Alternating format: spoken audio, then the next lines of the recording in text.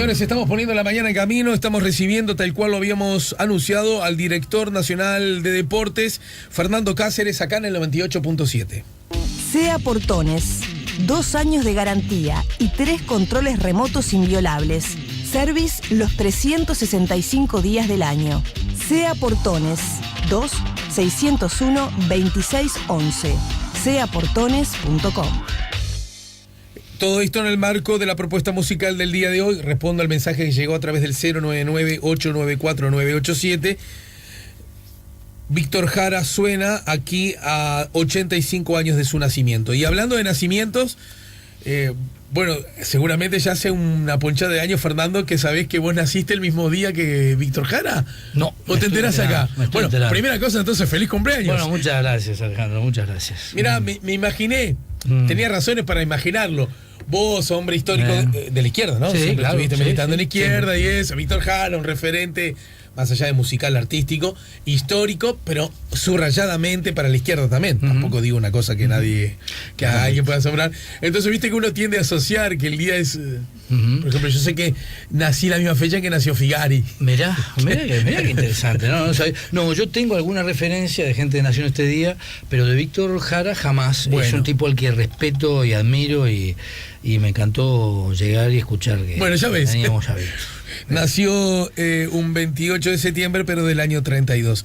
Fernando, cuando nosotros acordamos este encuentro, yo tenía en la cabeza 2 o 3 temas grosos, importantes, pero lo que ha pasado desde el fin de semana, el acuerdo de esta nota le hicimos en la semana pasada, lo que ha pasado del fin de semana para acá, han todavía enriquecido mucho más la posibilidad de charlar contigo sobre distintos temas, ¿no?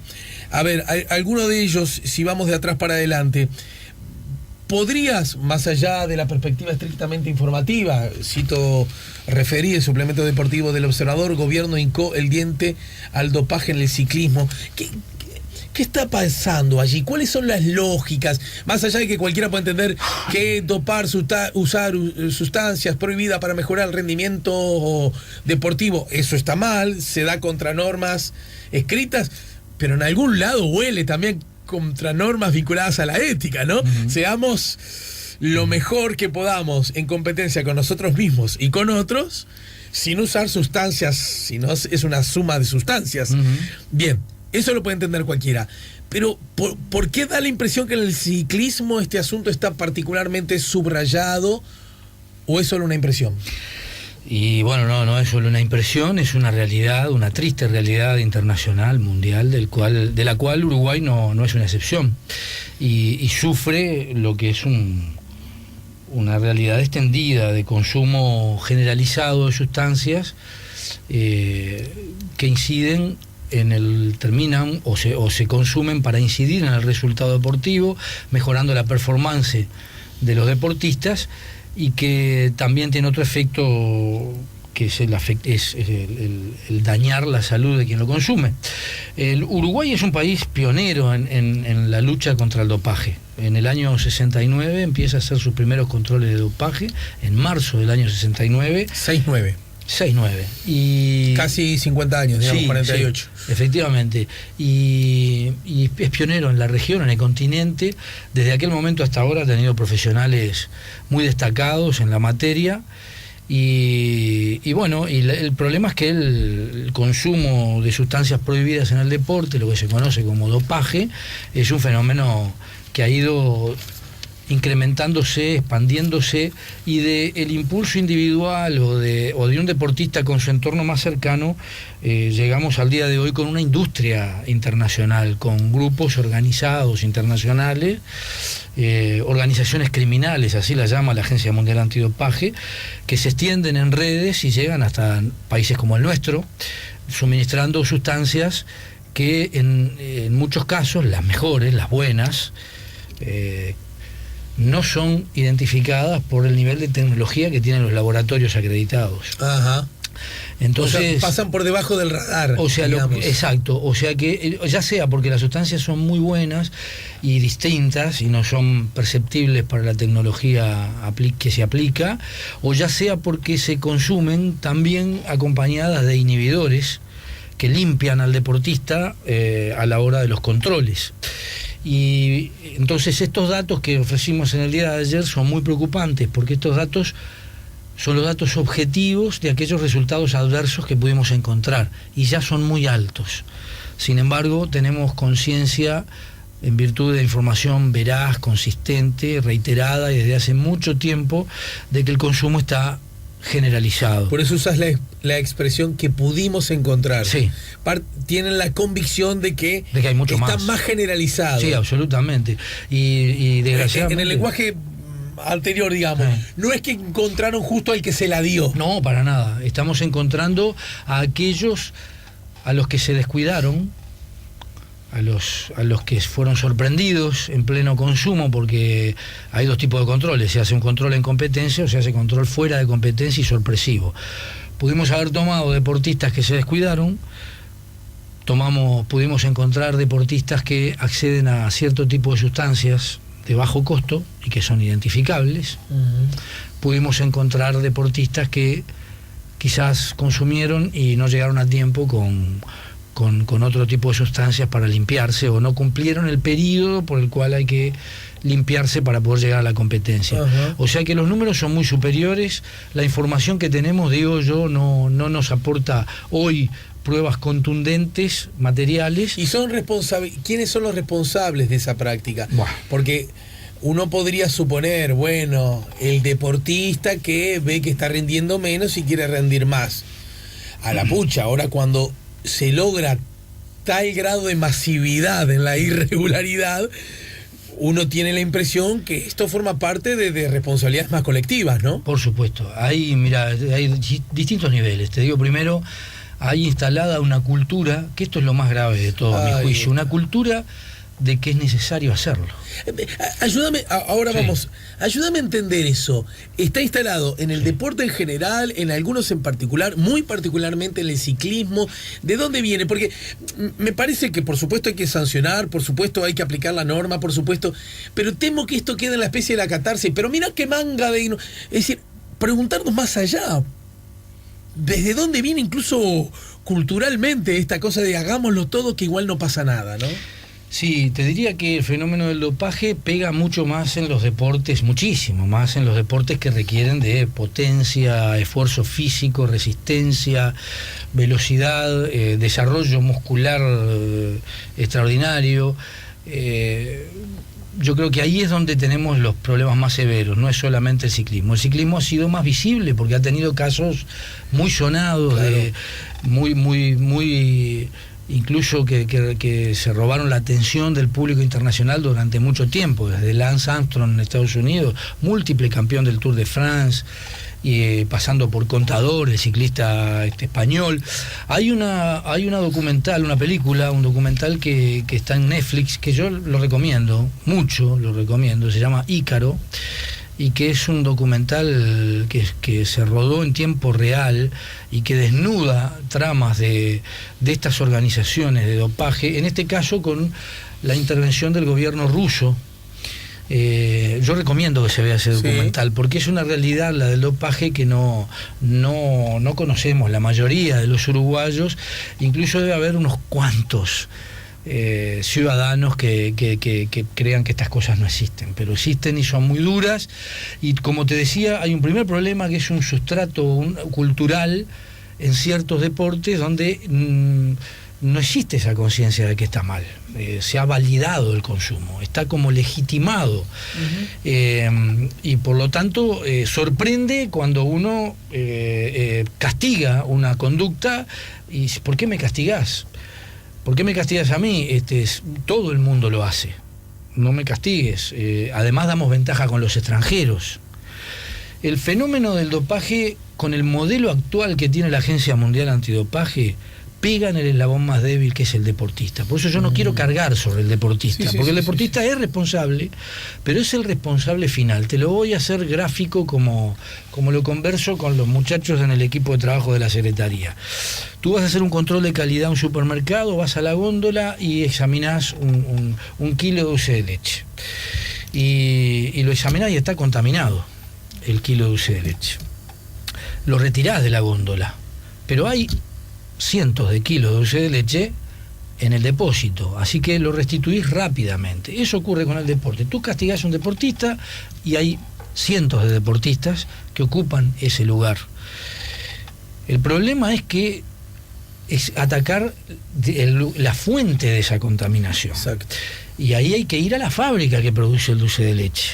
Bueno, acá hay, como te decía, una industria del dopaje que dispone de laboratorios de altísimo nivel tecnológico, superiores a los laboratorios acreditados por la Agencia Mundial Antidopaje, que son buenísimos. Dispone de planteles, de elencos de profesionales de un altísimo nivel científico. Dispone de fortunas de dinero y dispone de tiempo y de influencias. Y esa maquinaria es casi intocada en el Sistema Mundial Antidopaje, casi intocada.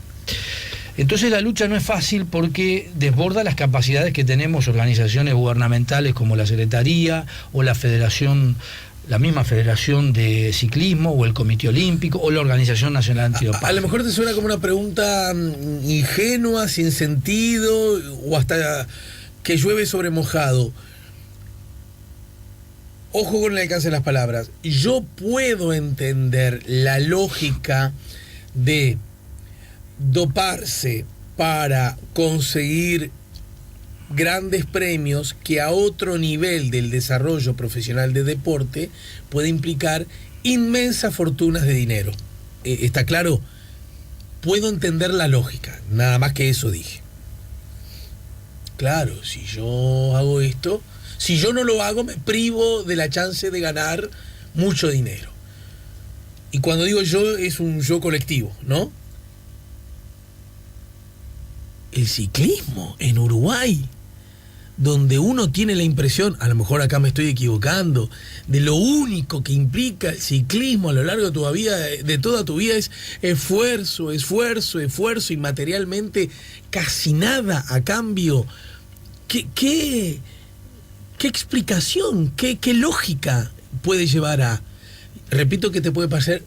Si querés, si tenés la medalla del ingenuo, colocámela, no pasa nada, salgo con ella a la calle, ¿eh? No. Pero no, ¿entendés de dónde va la pregunta? No, claro, no son preguntas, nunca haces preguntas ingenuas. Es una pregunta inteligente y va a lo profundo de la condición humana. La respuesta tendría que darla seguramente un antropólogo, alguien con mejores condiciones de análisis de la condición humana. Pero seguro también que se mezclan muchas cosas. Se mezcla el reconocimiento social, el afán de realización personal, en algunos casos la búsqueda de la gloria, con poca conciencia de que, como yo recuerdo Borges, un verso de Borges que decía, la gloria que es estrépito y ceniza. Pero bueno, así es el ser humano, persigue como Prometeo y quiere acceder a ese fuego y lo hace a cualquier costo. No todos, pero digamos, hay seres humanos que persiguen de esa forma su realización personal, mezclada en otros casos, y esto es un fenómeno típico del deporte profesional, con el acceso a una fuente de sustento o a importantes ingresos económicos. Pero el tema es muy complejo. Como bien decís, en el ciclismo uruguayo no es por un problema de dinero, claramente, por lo menos en la absoluta mayoría de los casos. Porque además también es bueno decir, ese consumo, según la información que nosotros poseemos, no solo abarca a los ciclistas federados de competencia en las grandes pruebas nacionales. Sí, no. La primera división, digamos. No, exacto, no. Esto está extendido dentro de los máster, dentro de los adultos, gente de más de 60 años, de 65, 70 años. Está extendido a nivel de adolescentes y jóvenes. Y es un fenómeno que estamos investigando, porque ahí ya la Secretaría no tiene capacidad de llegada, ni es su tarea. Pero... ¿Y desde cuándo está instalado este asunto? Porque yo no creo que las cosas hayan aparecido hace 3 días, ¿no? No, el estímulo que buscan las personas para tener un mayor rendimiento viene de la mano del deporte moderno. Lo que sí, en las últimas décadas tenemos este sistema de producción de dopaje a través de una industria, a través de organizaciones internacionales. Esto es nuevo, claro. Es de unas décadas atrás hasta ahora. Y empiezan a saltar, pero lo que yo quiero siempre destacar es que no saltan por el sistema de controles. Tendría que explicar, el fenómeno es tan vasto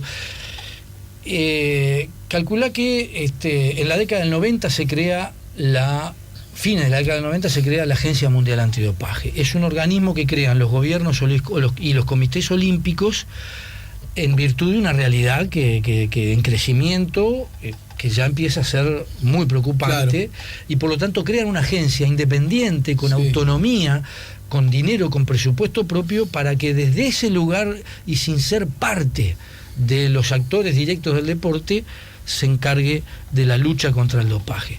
Y la agencia se basa en un modelo que tiene como prioridad, no es exclusivamente, pero tiene como prioridad un sistema de controles muy riguroso, con laboratorios acreditados con altísimos estándares de exigencia, y por otro lado el Código Mundial Antidopaje, del cual nuestro país es signatario, como la mayoría de los países del mundo. Signatarias son también las federaciones, y se basa en esos dos pilares, las normas del código y el sistema de controles. Pero hoy estamos peleando con organizaciones delictivas, por lo tanto pasa a adquirir un valor relativo mucho más importante el trabajo de inteligencia policial, de circulación de información entre los países, de personal especializado en la búsqueda de estas organizaciones y persecución de estas organizaciones delictivas, en figuras delictivas que uno pueda tipificar, específicas para este tipo de conductas. Pero por ejemplo, nosotros, siento que hace bien poquito, un mes y pico, en julio creo que fue, se llevó a cabo el Tour de France, ¿no? Sí. Una mega, quizás la más importante de todas, sí. y lo veíamos porque, bueno, prendés la televisión y viste que los que tenemos el hábito de pasar por los deportes a ver en qué se anda, y te colgás porque un poco te gusta, más los paisajes, está cada vez mejor televisado, plin, plin, plin, plin, plin. La pregunta es, lo grosereo, pero entonces yo vi, me deslumbré, admiré, aplaudí, incluso desde mi ignorancia, a una manga todo de drogones que lo que hacían era subirse una chiva, pero en realidad se la dieron antes. Lamentablemente es una realidad, que hay que ir aceptando y asumiendo para combatirla y mejorarla, porque yo creo que independientemente de eso, el deporte es mucho más, ¿no? El deporte es mucho más. Este fenómeno está afincado en algunos deportes y en ciertos niveles de esos deportes. Después hay millones y millones de ciudadanos en el mundo que practican deporte, se levantan todas las mañanas con el afán de salir a practicar deportes, disfrutar individual y colectivamente, sí, claro. y lo hacen persiguiendo los mejores valores del deporte. Entonces yo creo que en esto hay que tomar conciencia de la realidad, porque negarla es lo peor que podemos hacer. Yo tuve la posibilidad de compartir una reunión extensa con un ciclista norteamericano, Tyler Hamilton, compañero de Lance Armstrong en el equipo, que fue 7 veces ganador del Tour de France. Él lo acompañó en 5 oportunidades, era el que le hacía el plan en la contrarreloj y fue principal testigo en el juicio contra Lance Armstrong. Es decir, que es un consumidor arrepentido que nos contó que en un momento, una mañana, se despertó y el padre estaba sentado en la cama y le mostraba el diario y le decía: Lance dio positivo, tú te estás dopando, tú estás consumiendo sustancias. Y él, que consumía desde hacía años, le dijo que no. Fue el punto de partida de su conversión, pero le dijo que no, que el día que consumiera abandonaba el ciclismo. Fue al revés, el día que dejó de consumir tuvo que abandonar, porque ya nunca más pudo seguir el ritmo del pelotón en las carreras de alto rendimiento. Ese hombre, al finalizar la charla, había puesto abajo de la mesa un termo, sacó el termo así, lo puso arriba de la mesa y dijo: bueno, este termo que encontré en la cocina de la oficina es muy parecido al que llevábamos nosotros con nuestra sangre. Finalizada cada etapa, cambiaban la sangre de los deportistas en los contenedores que disponían cada una de las escuderías. Tipos de dopaje hay muchísimos, pero bueno, yo no puedo mentir a la gente y decirle esas competencias de altísimo nivel están lejos del consumo. No, hoy por hoy tenemos el consumo extendido en el deporte de alto rendimiento, en algunos deportes en particular, y se hacen muchos esfuerzos, muchos de ellos exitosos, pero estamos lejos de poder encaminar una solución. Y entonces alguien podría decir, pero batalla perdida, porque Uruguay por sí, antes sí, que va a poder hacer solo. No, solo no podemos hacer, es nuestro problema y nuestra angustia. Por eso le hemos planteado muchas veces a los países vecinos y particularmente a la Agencia Mundial Antidopaje que esta tarea tiene que ser una tarea de compromisos compartidos. Nosotros castigamos duramente, como lo vamos a hacer ahora, al ciclismo, exigiéndoles, por ejemplo, que tienen que darnos el paradero, y vamos a ser rigurosos en el cumplimiento de que estén en el lugar donde dicen estar, y que además los vamos a obligar a hacer los cursos de información y de educación en valores. Porque antes de cierta competición... Sí, no, para la competencia oficial. No puede más nadie a partir del 2018 en ciclismo competir si no tiene acreditados los cursos de información y educación en valores y antidopaje, y si no reporta su paradero y lo comprobamos. Y quien no lo haga, en el caso de los cursos, no podrá competir oficialmente, y quien falsee su paradero recibirá los castigos que correspondan. Pero insisto con que estas son medidas que estamos tomando porque es, por cierto, hay un nivel de responsabilidad que le corresponde al deportista. Pero el problema más profundo está detrás, en el delictivo. Pero los clubes saben de esto, ¿no? Absolutamente, sus los clubes saben, las sus... autoridades saben, y acá hay una trama que involucra a mucha más gente que al deportista. Alejandro, esto lo estudiamos. Yo integré durante 6 años el Comité de Educación de la Agencia Mundial Antidopaje. Viajábamos a Montreal, donde sucede, y trabajábamos allí en proyectos educativos y preventivos. No es una decisión muy libre la que toma en general, la que toma el deportista cuando empieza a consumir. No es muy libre, es altamente condicionada, porque a ciertos niveles, para ingresar a competir en ciertos niveles y no dar ventajas, hay condiciones que se imponen, y que las imponen o bien los técnicos, o bien los médicos, o bien otro tipo de profesionales vinculados a ello, o bien los propios compañeros deportistas, o bien los propios dirigentes, e incluso está la presión del entorno familiar y social, que espera de ese deportista resultados, y el deportista no quiere defraudar ni defraudarse, y por lo tanto la decisión es una decisión muy dura, altamente condicionada, para la cual el deportista debe estar muy preparado si quiere negarse. Vamos a ir a otros temas, vamos a la pausa, pero para terminar con regreso a Lance Armstrong, que ha sido como el emblema, ¿no? de la mentira. En algún momento, bueno, del casi superhéroe, que además venció un cáncer y todo eso, bien película de Hollywood, pasó, cuando debió morder el polvo, a transformarse en peor que Hitler, ¿no? Sí. Lo recordás, ¿no? Era que hasta decir, sí. hasta te daba la sensación de decir, bueno, paren, que tampoco el tipo mató a nadie. A mí me venía esa sensación, ¿viste? Sí. De ponerlo allá como si justamente hubiera sido el constructor de la humanidad, a de pronto ser, y seguramente no era ni lo uno ni lo otro, como suele ocurrir, ¿no? La pregunta es, pero entonces, yo genuinamente puedo suponer, quizás en el caso de Armstrong estuvo particularmente agravado, subrayado por tal y tal vector o acontecimiento o peculiaridad. Pero cuidadito, que a lo mejor la práctica de este tipo es una práctica que también muchos de los que le señalaron con el dedo practicaron o practicarán. Sí, es estrépito y ceniza, ¿no? Lance Armstrong pasó de ser, exactamente como tú lo decís, una referencia de los mejores valores del deporte, de la autosuperación, claro.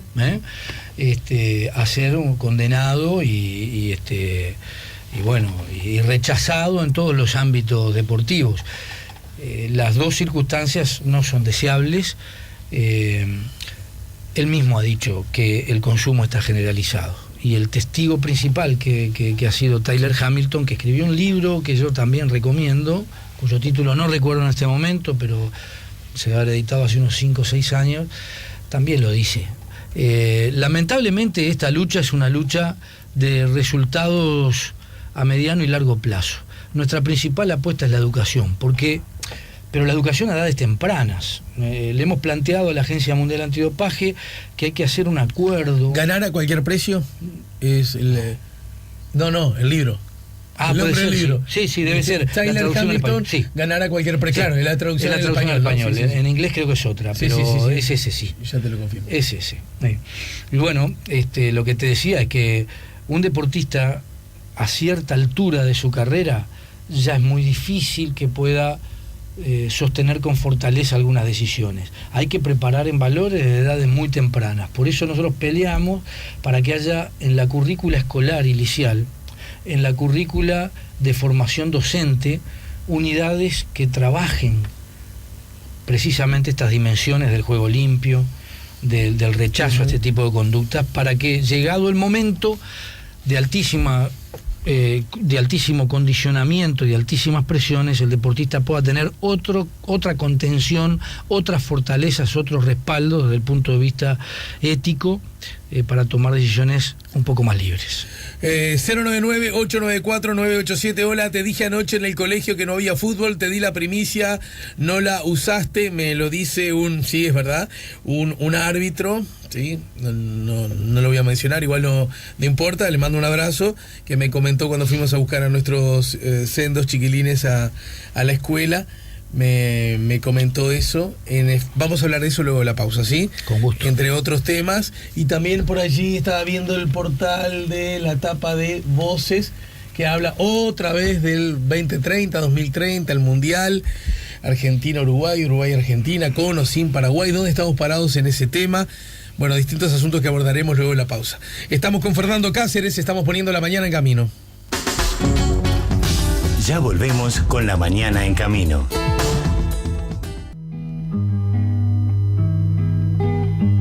La muchacha ignoraba que la envenenaría. Algunos mensajes llegan, 099-894-987. Mientras escuchamos a esto, qué lindo que es, dice nuestro invitado, a propósito de un nuevo aniversario del nacimiento de Víctor Jara. Estamos conversando con Fernando Cáceres, el director nacional de salud. Un saludo a los amigos por el esfuerzo de hacer el deporte 100% saludable. Abrazo, lo dice el doctor Mario Celarrayán, el doctor de Tabaré Vázquez, ¿no?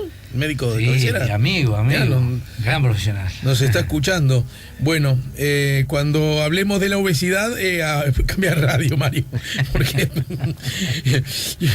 estoy ahí en esa vuelta.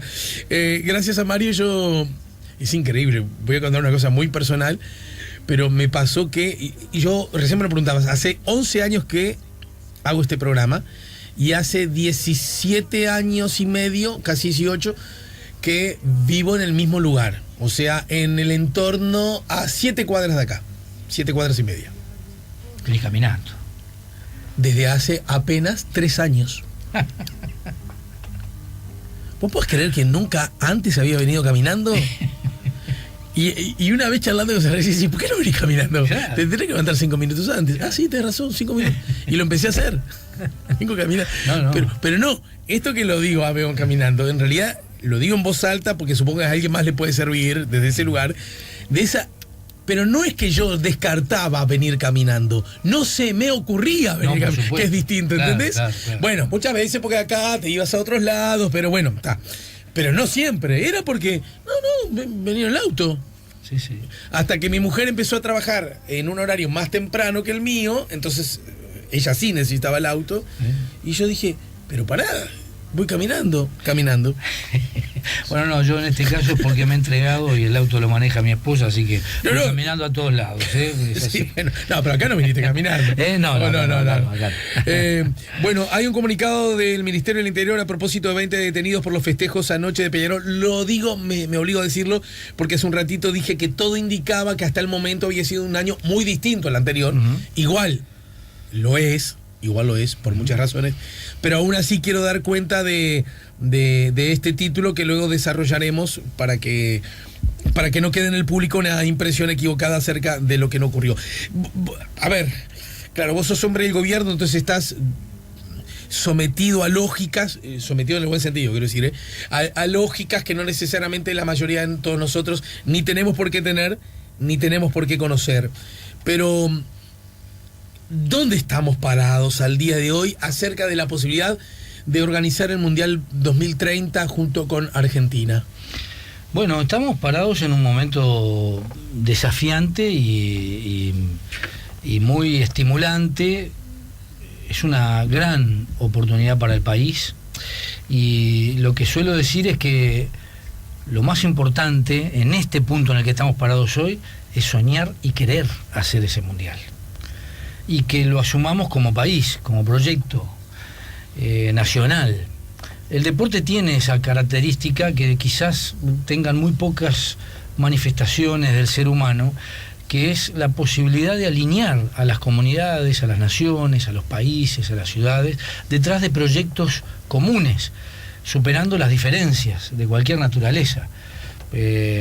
nuestra selección uruguaya de fútbol logra ese fenómeno. No es que lo logre siempre, pero lo ha logrado.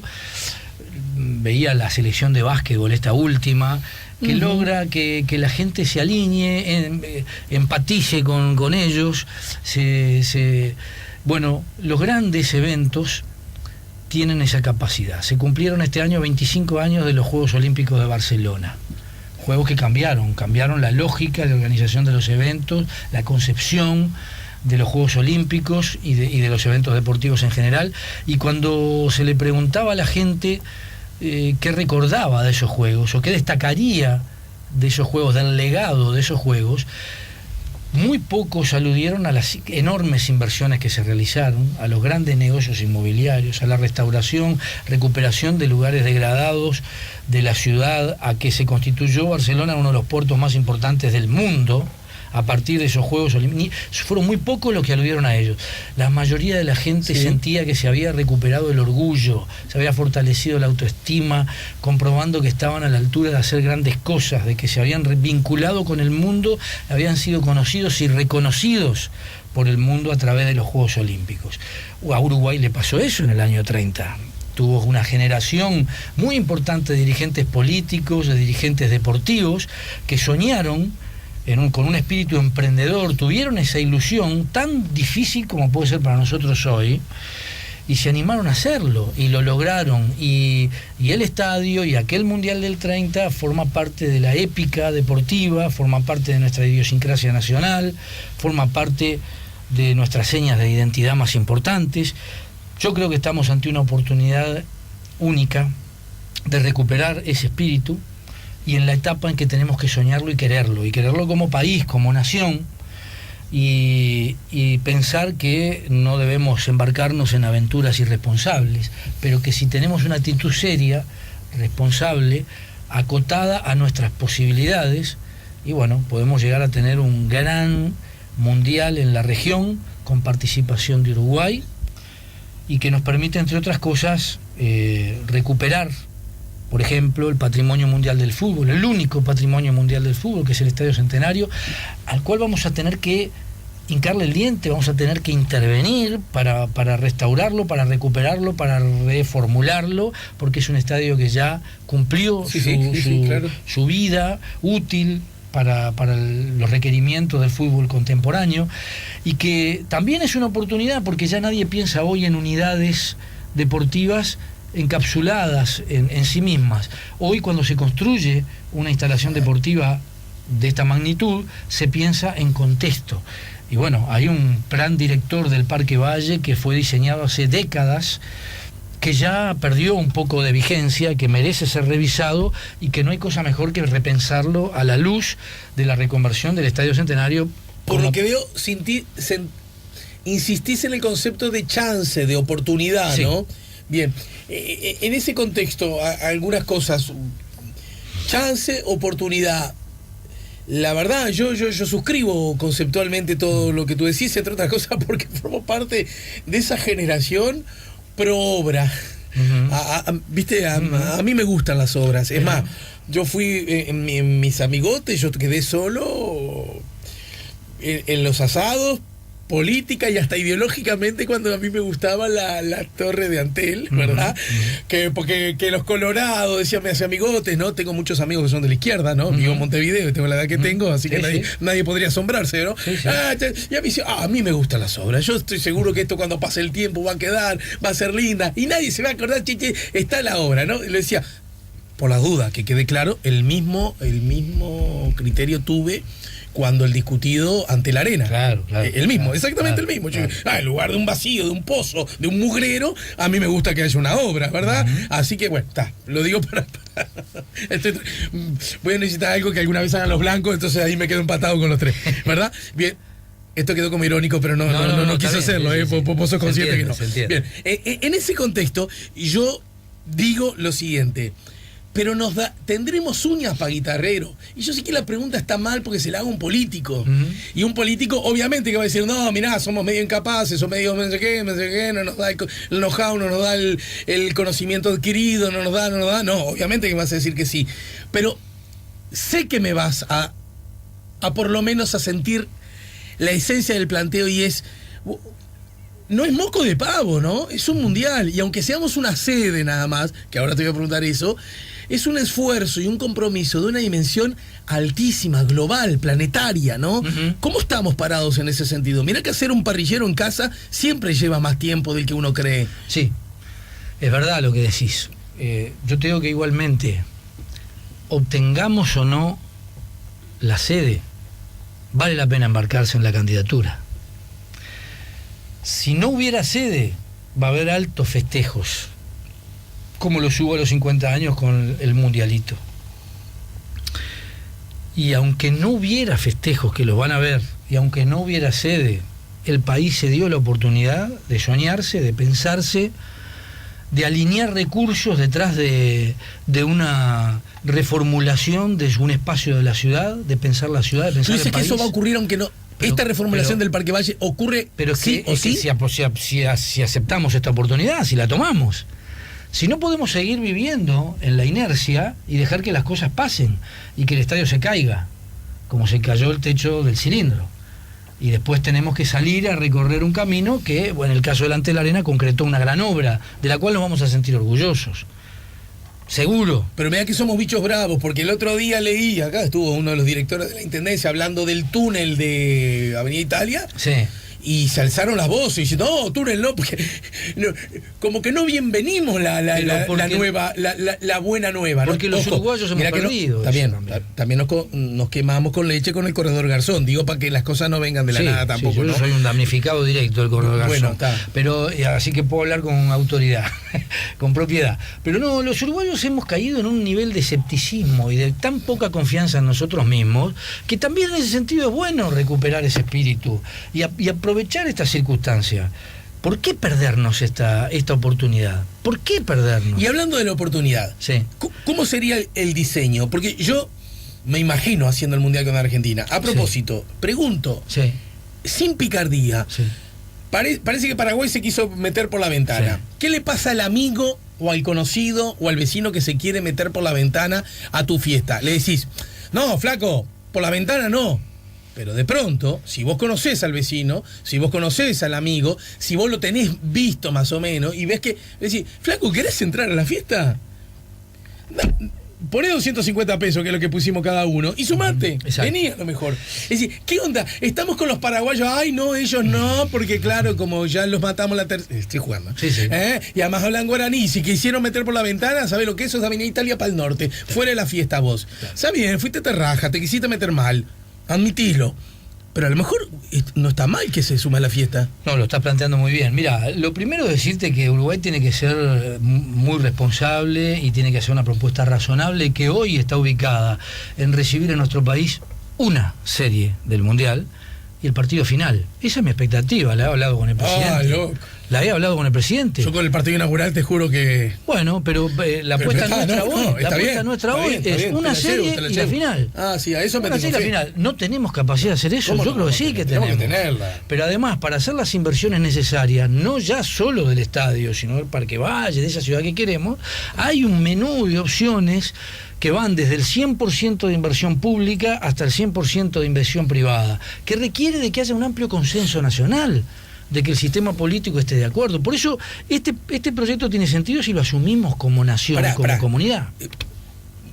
Sé un poquito Tabaré vos y yo soy un poquito Macri, ¿ya? Sí. Tabaré le plantea eso y Macri le dice, no, pará, Tabaré, la final la hacemos ya. Sí. No estamos todavía en esa etapa, pero acá hay una cosa que dijo el presidente de la República y que es una verdad evidente. Sin Uruguay no hay candidatura. Bueno, eso es cierto. Es así. Eso es cierto. Eso es así. Sin Uruguay no hay candidatura. Así que Uruguay tiene una fortaleza relativa muy importante para negociar esto. Segundo punto. Porque el peso de los 100 años es muy grande. Es enorme. ¿Cierto? Y además fuimos los que lo organizamos, quienes ganamos ese torneo, la final, justo con Argentina, y tenemos pleno derecho a reclamar algo elemental como es que una de las dos partes de comienzo o de final del torneo se dispute aquí. No, yo creo que es sensato aspirar a eso. Sí, es sensato, sí. Y es realizable. Ahora, como bien decís tú. No dijiste, pero yo un octavos de final metería también, ¿no? Un cuartos de final. Podemos ver, pero viste que yo voy a algo alcanzable. Una serie. Sí, una serie. Mirá, ahora estamos organizando con Argentina, porque también es cierto, nos venimos preparando para ver nuestras propias capacidades, para alimentar nuestras propias capacidades. No me hablaste de Paraguay, ojo. No, voy a eso.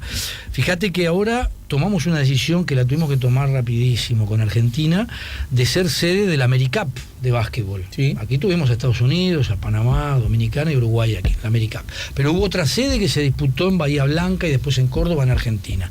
Fue una decisión que compartimos porque estamos en esa lógica de sumarnos, integrarnos a emprendimientos comunes.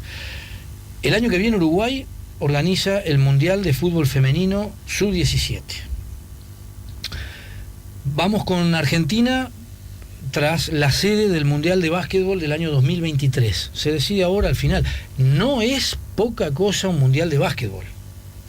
No es un desafío menor. Lo podemos hacer porque vamos a contar con el Antel Arena. De las 8 llaves de ese Mundial de Básquetbol, hay 2 que se van a hacer en Uruguay. Porque es lo que podemos recibir en el Antel Arena, que va a ser el único escenario, ejemplo de todo el continente, cuando se abra a mediados del año que viene, que puede recibir una competencia de ese nivel. Lo vamos a hacer con un compromiso que asumimos con Argentina, de que las 2 series que hay en Uruguay, en una está integrado obviamente la selección uruguaya y en la otra la selección de Estados Unidos, el Dream Team. Uh-huh. Eso fue aceptado por Argentina. Yo me tengo fe a que el trabajo compartido nos dé posibilidades de que nos beneficiemos todos. Y parece lógico que Uruguay aspire a tener o la apertura o el cierre. Nosotros estamos queriendo el cierre, es natural, es legítimo. Sí. Ahora, ¿cómo vamos a llegar al 2030? Aún no lo sabemos, porque los requisitos para organizar un mundial van variando de evento a evento. Lo que sí sabemos es que es casi seguro que lleguemos con un mundial de 48 países. Para organizar un mundial de 48 países, el nivel de exigencia, de infraestructura deportiva, de logística, es enorme y quizás supere a las capacidades que tenemos con Argentina en una candidatura de 2 países. Entonces no es descabellado pensar que claro. Paraguay o Chile, que también manifestó hace más tiempo que Paraguay informalmente su deseo de sumarse, no es descabellado. Pero hubo un desconcierto de la forma en cómo Paraguay se quiso meter la foto, ¿no? Esto es objetivo, ¿no? Sí, es objetivo. Fue muy mala el procedimiento elegido.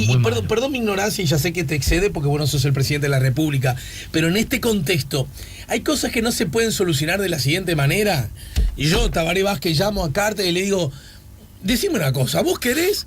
¿Por qué no venís y charlas conmigo en una buena y no me... eso? Sí. Bueno, yo dejaría pasar estas próximas horas porque eso creo que está ocurriendo. Vamos a ver si puede pasar. Bueno, estamos casi sobre el final.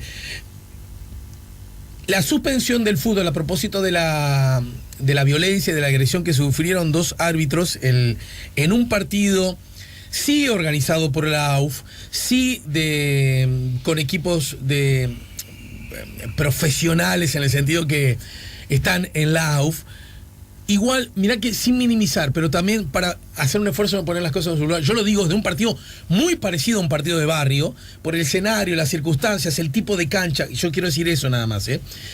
Hubo un incidente que arrojó el saldo de violencia notorio, que incluso se vio a través de algunas imágenes, pero además que arrojó otro asunto arriba de la mesa, y tiene que ver con las identidades falsas. Y no solo eso, las identidades falsas como práctica común y corriente, volviendo al tema del ciclismo, ¿no? Sí. Bueno, vos como autoridad del deporte nacional, más allá de la decisión de los árbitros de continuar con la medida y por lo tanto se suspende el fútbol también para este fin de semana, ¿dónde estamos parados en este tema? ¿Cuál es la mejor lectura para hacer? Para no ya que tenemos que andar por el trecho acertado y no el equivocado, ¿no? Mirá, lo primero que me gustaría decirte, porque lo hemos hablado en otros programas anteriormente, es que hay que distinguir 2 tipos de violencia. Una, la violencia producto de un momento de alta tensión en un partido, de una circunstancia puntual, coyuntural, episódica, y otra cosa es la violencia estructural, organizada y sistemática que conocemos a través del sistema de barras. Sí. Toda nuestra Yo en eso coincido, bueno, como ciudadano coincido. Todo nuestro esfuerzo mayor, sin descuidar la otra violencia con la cual se convive desde siempre en el deporte uruguayo. Todo nuestro esfuerzo ha estado vinculado y focalizado hacia el desmantelamiento de las estructuras organizadas de violencia. Lo que podríamos llamar la violencia profesional. Exacto. ¿Verdad? La gente Exacto. que vive de la violencia. Exacto. Y esa violencia está acorralada este año. La tenemos acorralada, no está vencida, no está desarticulada completamente.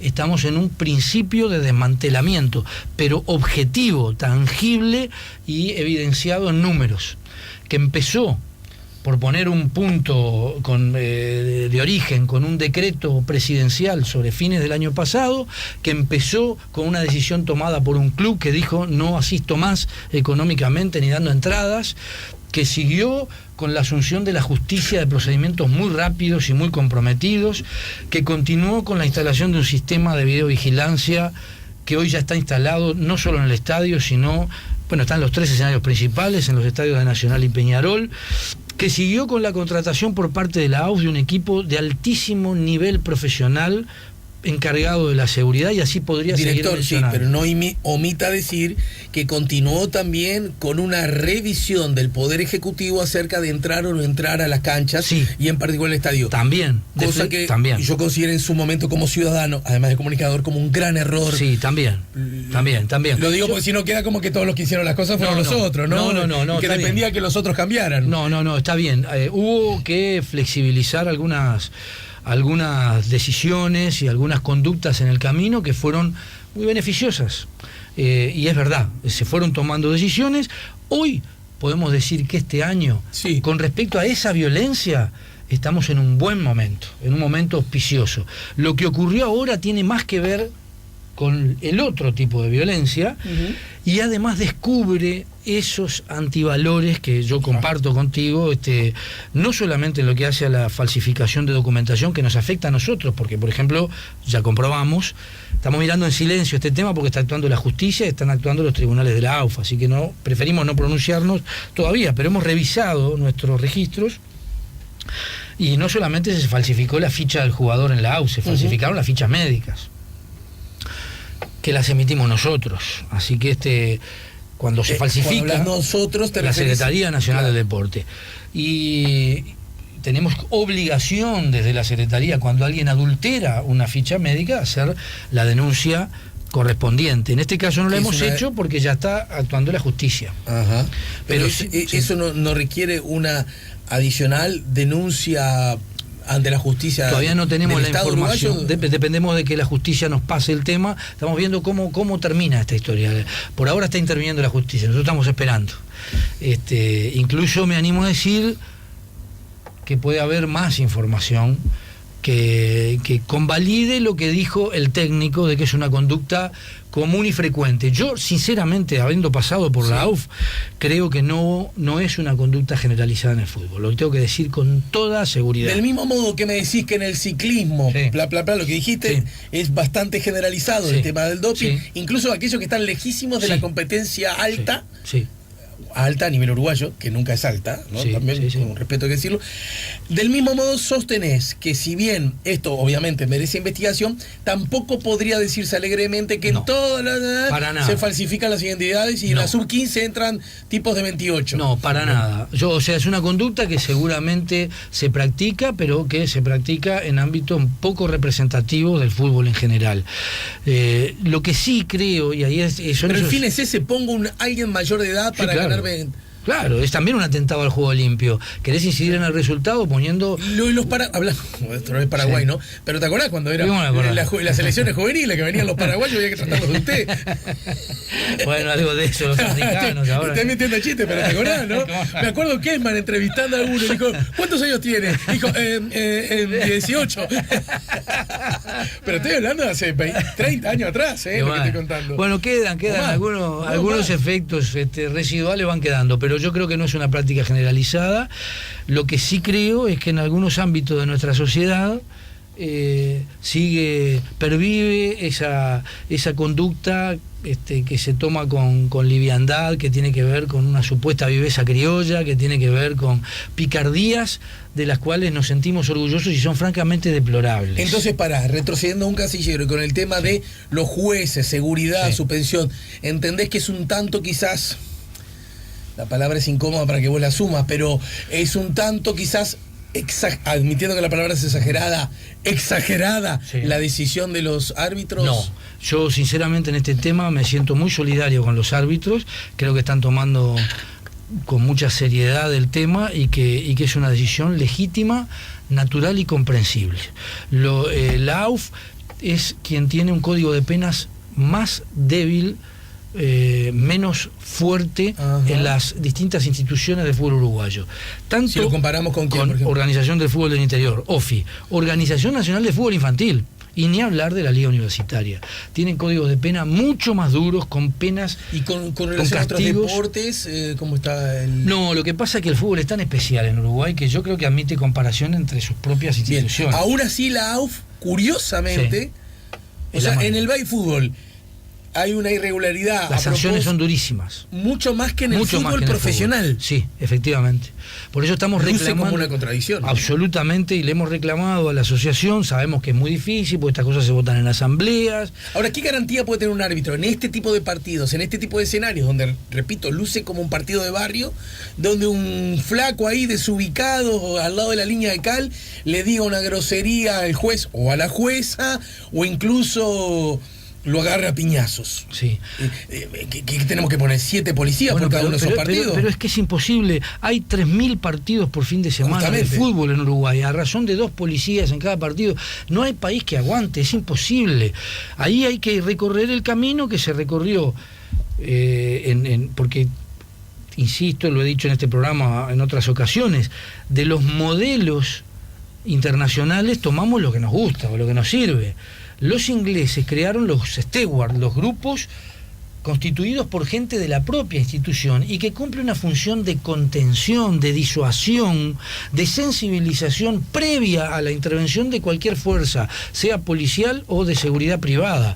Esos grupos les pedimos por favor a la asociación que los promoviera, porque son los propios socios los que van a estar interesados en evitar los castigos como los que va a sufrir Platense seguramente, o debiera sufrir Platense, y tratar de evitar hechos que surgen no como violencia sistemática organizada, sino como producto de una circunstancia. Pero Platense puede tener un grupo, un equipo. ¿Y cómo no va a poder tener? Tipo? Sí, se puede. Porque con allegados, con amigos, no profesionales, porque no deben tener plata. Pero les ofrecimos a realizarles los cursos de capacitación necesarios, de tal manera de que estén allí y puedan cumplir una función de disuasión, pero no se ha asumido, y eso se asumió en todas las divisionales de fútbol inglés.